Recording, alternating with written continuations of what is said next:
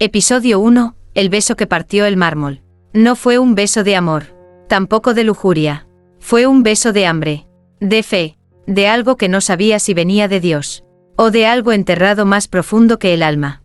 Me llamo Camila, soy monja, y por años creí que mi cuerpo era solo un envoltorio de obediencia, una vasija cerrada, sin deseo, un templo de silencio. Hasta que una noche, besé el altar, y el altar tembló. Todo comenzó con un castigo. Había olvidado una oración en la misa del viernes.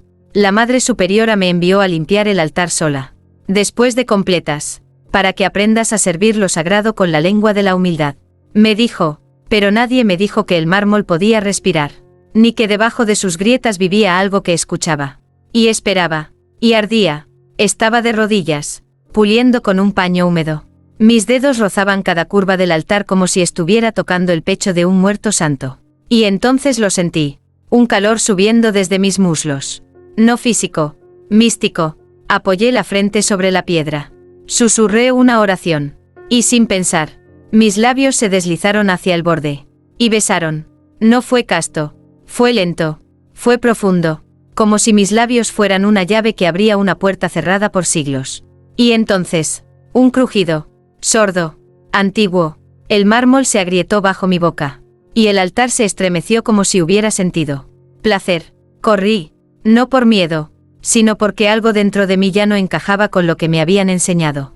Esa noche no dormí. Mi boca ardía, mis manos temblaban. Y en mi mente, una voz repetía. No fue blasfemia, fue comunión. Y él lo sintió. Al día siguiente, la Madre Superiora notó la grieta. La mandaron sellar, pero yo la toqué antes. Y aún estaba tibia. Desde entonces, cada vez que me arrodillo frente al altar, mis labios tiemblan, no por culpa, sino porque algo en él me espera. Y me recuerda. Episodio 2. La lengua que oraba más que sus labios. Mi boca no volvió a ser la misma. Después de aquel beso, cada palabra que pronunciaba sabía a piedra caliente. Y cada silencio, a fuego contenido. Durante años, había repetido oraciones de memoria. Ave Marías, Salmos, Padres Nuestros. Pero ahora, cuando hablaba, la lengua se me movía como si rezara desde más abajo que el corazón. Como si cada palabra viniera, no de la fe, sino de una parte de mí, que nunca me enseñaron a usar para orar. Esa mañana, mientras limpiaba el pasillo que lleva al altar, me detuve frente a la cruz. No para rezar, sino para escuchar. Y lo oí. No con los oídos, con la piel. Un murmullo suave, como si el crucifijo me llamara. No por mi nombre, sino por mi lengua. Me acerqué, y sin pensarlo, besé el pie de Cristo. Pero esta vez, lo hice con la lengua. No fue blasfemia. Fue algo más íntimo, más antiguo, como si ese gesto estuviera escrito en un evangelio perdido. El que no se recita, sino que se saborea.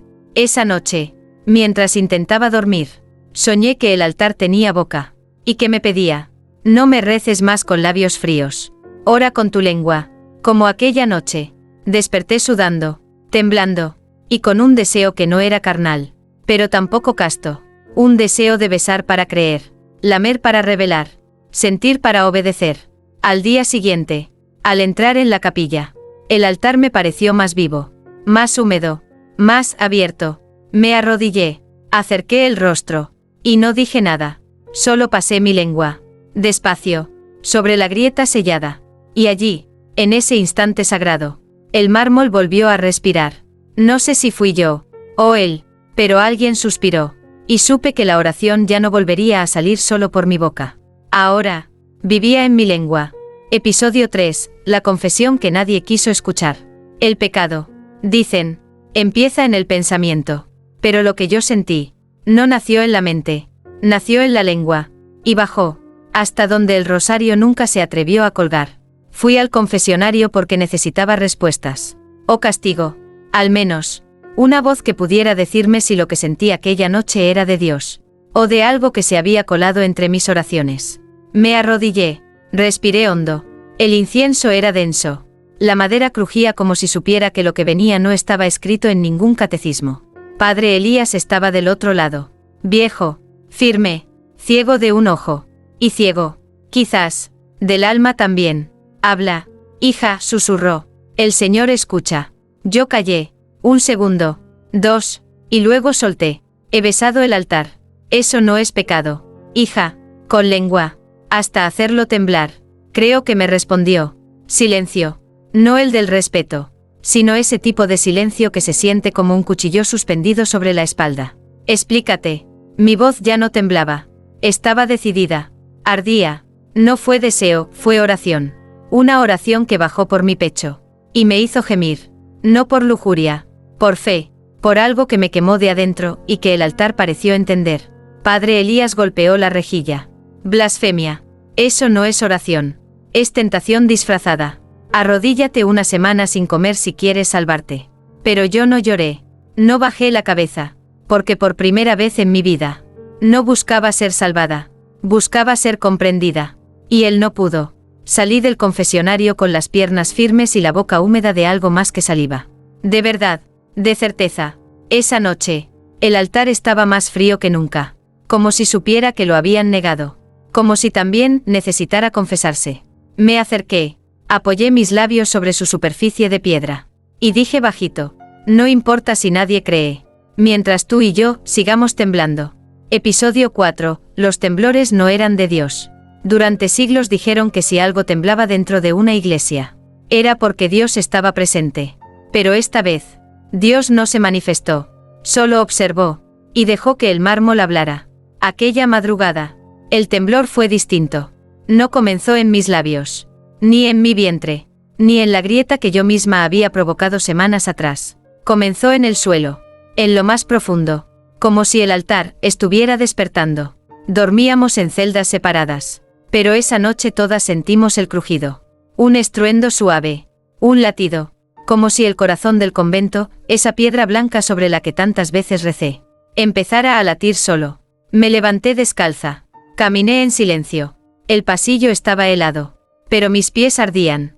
Y cuando llegué a la capilla, lo vi. El altar palpitaba. Sí, como un pecho.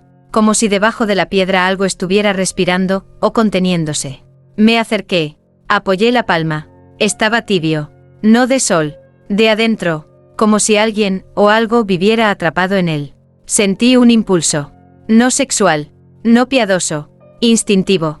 Me arrodillé. Deslicé la lengua lentamente sobre el borde agrietado. Y el altar tembló. No una vibración leve, sino un estremecimiento real. Una vela cayó. La figura de San Sebastián se resquebrajó. Y del altar brotó una línea de sangre. No imaginaria. No simbólica. Sangre. Oscura. Silenciosa. Y tibia. Retrocedí. Pero no grité. No sentí miedo. Sentí respuesta. Como si el altar me dijera. Esto no es de Dios. Pero tampoco es del diablo. Esto es tuyo. Esa noche entendí algo que ninguna regla puede contener. A veces, el temblor no es divino. Es humano. Y está buscando salir. Episodio 5. El placer que se esconde entre los himnos. No fue una melodía. Fue un gemido. Escondido entre notas celestiales. Y mi cuerpo. No mi oído. Fue el que lo reconoció primero. Las hermanas cantaban como cada mañana. La misma liturgia. El mismo ritmo. El mismo coro apagado por siglos de obediencia. Pero yo ya no podía escucharlo igual. Algo en mi interior. Algo profundo y tibio. Vibraba cuando llegaban ciertas palabras. No las del perdón. No las del sacrificio. Las del deseo disfrazado de devoción. Anímame a desiderat. Mi alma desea al Señor. Desiderat. Esa palabra me rozó la piel. Me apretó los muslos. Me hizo cerrar los ojos y sentir que lo que cantábamos no era tan puro como parecía. En la capilla, las voces subían, pero yo descendía. Cada sílaba me tocaba por dentro, como si alguien hubiera compuesto esos himnos, para esconder en ellos, no una oración, sino una excitación contenida. Vi a Sor Irene, 2 bancas más adelante, su boca abierta apenas, su respiración entrecortada. No cantaba, gemía en tono litúrgico. Y entendí, ninguna de nosotras estaba solo cantando. Estábamos liberando algo. Un eco de siglos. De mujeres silenciadas. Que usaron la música. Para ocultar lo que los rezos no podían decir. Esa tarde, fui a la biblioteca. Busqué los himnarios más antiguos. Y allí, entre pentagramas polvorientos, encontré notas marginales. Marcas escritas a mano. Este verso debe cantarse ** con el vientre abierto. No detener el tono, hasta que el alma tiemble. Aquí. Él baja. Mi respiración se cortó. Los dedos me ardían. No por el fuego, por el reconocimiento. El altar temblaba. Los himnos vibraban. Y yo, estaba aprendiendo a escuchar con el cuerpo. Aquel día dejé de cantar con la boca. Y comencé a cantar desde el pecho, la espalda y la carne, porque a veces, la nota más aguda de un himno, no busca al cielo, busca abrir la tierra. Episodio 6, la monja que oraba con los muslos apretados. No estaba pecando, no me tocaba, no gemía, pero el temblor, venía de ahí, de entre los muslos, donde nunca me enseñaron a rezar. Aquel amanecer, algo cambió. Mi cuerpo ya no obedecía al ritmo de los rezos comunes. Mi respiración se desfasaba con cada amén. Y en cada oración coral, yo apretaba las piernas, fuerte, como si así pudiera retener el espíritu que me recorría. No lo decidía, era reflejo, como si mi fe no viviera más en el pecho, ni en la frente, ni en las rodillas, sino justo allí, donde el hábito me cubría, donde la regla callaba, donde la Iglesia jamás imaginó que Dios también descendiera. Mientras las demás recitaban letanías, yo sudaba, no de calor, sino de una energía que me subía por la columna y me explotaba en el cuello, sin pasar por la garganta. Dios mío, si esto es pecado, ¿por qué se parece tanto a tu presencia? Aquella noche me quedé sola en la capilla. Me senté en el último banco, y no recé, solo cerré los ojos, abrí la boca, y apreté los muslos, hasta sentir como la oración nacía en la carne. Tibia, densa, sagrada, era como una vibración, una música muda, un canto hecho de sangre, saliva y algo más. Lloré, pero no por culpa, por plenitud. El altar estaba en silencio, pero yo lo sentía mirarme, como si esperara que finalmente lo entendiera, que no estaba pidiendo sacrificios, ni castigos, ni rezos perfectos, solo una cosa, que lo sintiera. En lo más prohibido, en lo más mío. Desde esa noche, cada vez que camino entre los muros de piedra, no llevo rosario en la mano, llevo una oración viva, palpitando entre mis piernas, y cuando la siento elevarse sin moverse, sé que estoy orando. Episodio 7, el altar que respiraba cuando ella se acercaba. No era imaginación, el altar respiraba, y no lo hacía cuando todos rezaban, ni durante la misa, ni en los cánticos de las horas canónicas. Solo lo hacía cuando yo me acercaba. Al principio pensé que era su gestión, que mi cuerpo era el que temblaba, que era yo la que se agitaba por dentro. Pero no. Una noche, después de completas, volví sola a la capilla, descalza, con la túnica húmeda por el sudor de una fe que ya no sabía si era herética o celestial. Me arrodillé, y antes de tocar el mármol, lo sentí, un leve soplo, tibio, rítmico, como si el altar tuviera pulmones invisibles, como si exhalara solo para mí. No dije nada, no recé, solo apoyé mi mejilla sobre la piedra y cerré los ojos. Y entonces lo escuché.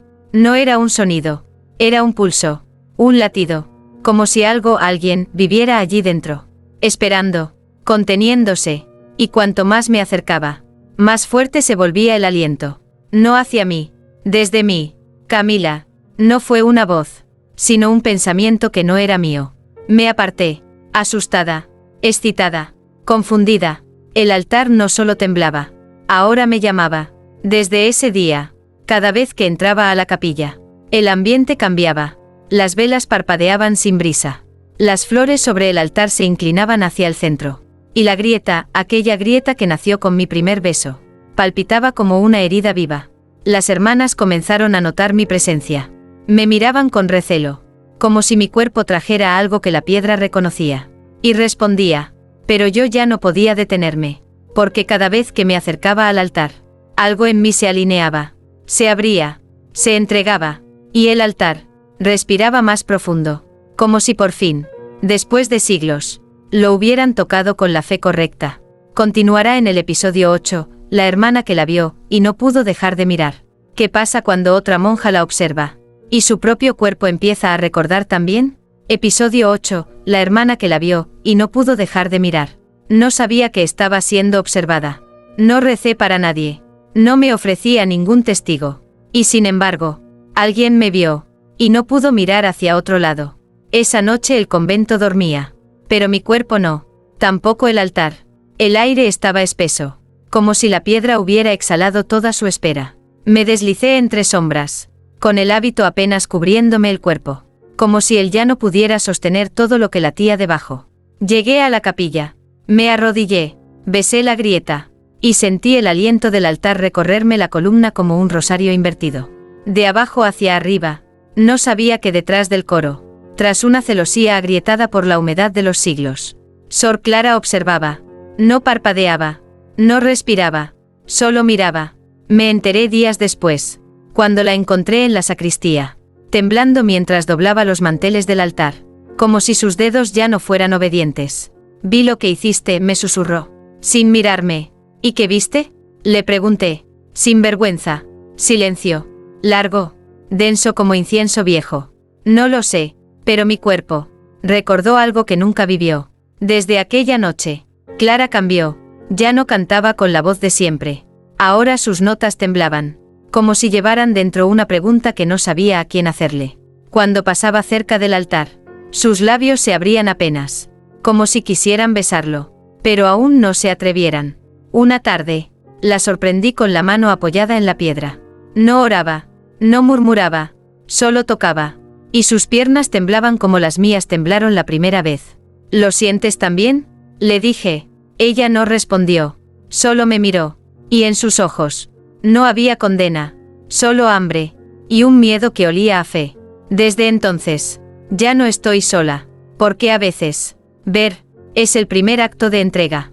Y Clara, ya no aparta la mirada. Episodio 9, el Cristo que bajó la mirada para verla. Cristo siempre había mirado al cielo. Sus ojos tallados en madera, fijos en lo eterno, ignoraban todo lo que ocurría en la tierra. Pero una mañana, bajó la mirada, y la miró a ella. No fue imaginación, no fue sugestión, fue un crujido, madera que se queja como quien despierta después de siglos dormido. Todo ocurrió después de la misa del domingo. La capilla aún olía a incienso y a cuerpos en posición de obediencia. Pero yo permanecí de pie. Clara también. Nos quedamos solas, frente al altar, frente al Cristo crucificado que colgaba sobre nosotras desde siempre. Yo no lo miraba, pero sentí su peso. Algo había cambiado. Fue Clara quien lo vio primero. Camila, mira sus ojos. Levanté la vista, y lo supe. Antes, sus pupilas estaban perdidas en el cielo. Pero ahora, estaban inclinadas hacia abajo, hacia el altar, hacia nosotras. No era ira, no era juicio, era curiosidad, dolor contenido, y deseo. Sí, deseo.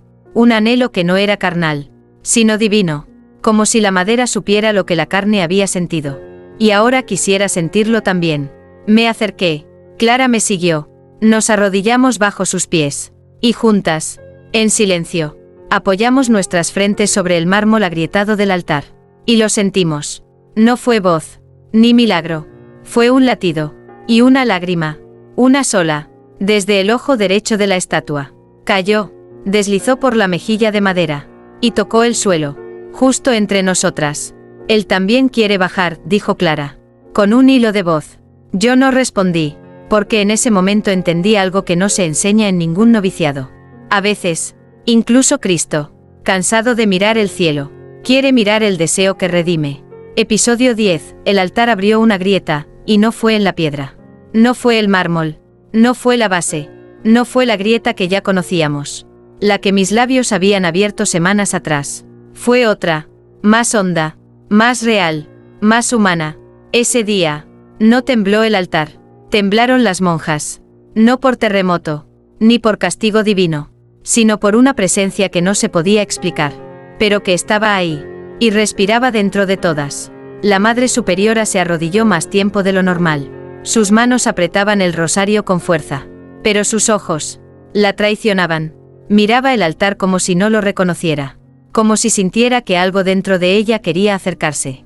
Pero no por fe, por hambre. Alguien está corrompiendo esta casa, dijo en voz alta. Y esa grieta es la prueba. Pero no miraba la piedra. Me miraba a mí.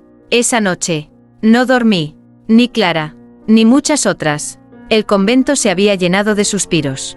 de respiraciones contenidas, de rodillas que ya no sabían si se doblaban por devoción o por deseo.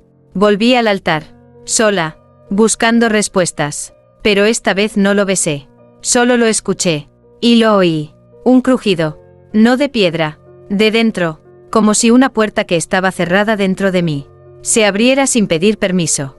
Me derrumbé sobre el mármol, lloré, temblé, no por pecado, por revelación, porque entendí que la verdadera grieta no estaba en el altar, estaba en mí, y en todas, en la fe que ya no cabía en la forma que nos enseñaron. Al levantarme, vi sangre, no mía, no física, era simbólica, era invisible para las otras, pero yo la vi, una línea roja, fina, que recorría el altar como un hilo umbilical entre lo divino y lo prohibido. Esta grieta, susurré, no divide, une, y supe que ya no había vuelta atrás, porque cuando la fe se rompe, no muere, se transforma, y comienza a respirar como el altar. Episodio 11. Camila comenzó a arder, y no por pecado. No era fiebre, no era enfermedad, no era castigo, era fuego, pero uno que no quemaba la carne. La despertaba. Todo comenzó en el silencio. Ese espacio entre las campanadas de medianoche y el primer rezo de la madrugada. Yo estaba en mi celda, envuelta en la túnica, con el cuerpo temblando, pero no de frío, de algo más profundo, más íntimo. Era como si mi piel recordara algo que mi alma aún no sabía nombrar. Cada vez que cerraba los ojos, no veía santos, ni cruces, ni cielos abiertos. Veía el altar, veía la grieta, veía mi lengua sobre la piedra, mi vientre contra el suelo, y sentía que algo desde el centro de la tierra subía hasta el centro de mí. Y entonces, comencé a arder. Me quité el velo, abrí el hábito, no por desobediencia, sino porque la tela ya no podía contener lo que se movía adentro. Mis pechos latían, mis muslos se cerraban y se abrían como si oraran. Y en mi boca, una frase que nunca aprendí en el noviciado: lo que arde no siempre se quema, a veces ilumina. Corrí a la capilla. Clara ya estaba allí, desnuda de rodillas frente al altar, con el rostro bañado en lágrimas y el cuerpo brillando de sudor, como si Dios la estuviera tocando con el dorso de su mano. Me acerqué, no dije nada, solo la abracé por detrás, mis pechos sobre su espalda, mis labios sobre su cuello, y juntas, en silencio, sentimos como el altar soplaba calor, un calor sagrado, irresistible, indescriptible, y cuando ambas comenzamos a movernos, no fue sexo, fue danza, fue salmo, fue combustión mística, y justo cuando creí que no podía contenerlo más, sentí que mi ombligo brillaba. Sí, brillaba, como si por él entrara la llama, y saliera la fe que nunca me dejaron pronunciar. «Estás ardiendo», murmuró Clara. «Sí», le respondí, pero no por pecado, por revelación. Episodio 12. La última noche que besó sin lengua. Esa noche no busqué placer, tampoco señal, ni fuego, ni milagro. Solo quería besar, pero esta vez sin lengua, sin urgencia, sin temblor, solo verdad. La capilla estaba vacía, pero no sola. El aire era grueso, como si los muros recordaran todos los gemidos callados, todas las oraciones sudadas, todos los cuerpos que se arrodillaron no por castigo, sino por hambre de Dios en la piel. Me acerqué al altar, descalza, lenta, y me desnudé, no para provocar, ni para rendirme, sino porque sentía que la tela me separaba de lo que estaba a punto de pasar. Me arrodillé como siempre, pero esta vez no lloré, no recité, no toqué la grieta, apoyé mis labios en la piedra, y besé, solo eso, un beso casto, inmóvil, silencioso, sin embargo, más profundo que todos los anteriores, porque esa noche, no usé la lengua, usé el alma. Entonces sucedió, un calor suave, diferente, no como fuego que consume, sino como vino que bendice. Y dentro de mí, una presencia, no fue visión, ni aparición, fue presencia. Sentí una mano invisible sobre mi nuca, una caricia leve en la espalda, y una voz, no afuera, sino en mi sangre: ya no necesitas pronunciarme, porque ahora, me llevas en cada beso. Clara entró, pero no interrumpió, solo me observó, y se arrodilló a mi lado, desnuda también, silenciosa también. Me tomó la mano, y juntas, sin tocar el altar, nos besamos, lento, sin lengua, como quien sabe que ya no hay nada que demostrar, solo sentir. Esa fue la última noche que besé el altar, porque después de eso, supe que el altar ya no estaba en la piedra, sino en mí. Episodio 13. El altar que gritó su nombre. Ningún altar tiene voz. Ninguna piedra sabe hablar. Eso nos enseñaron.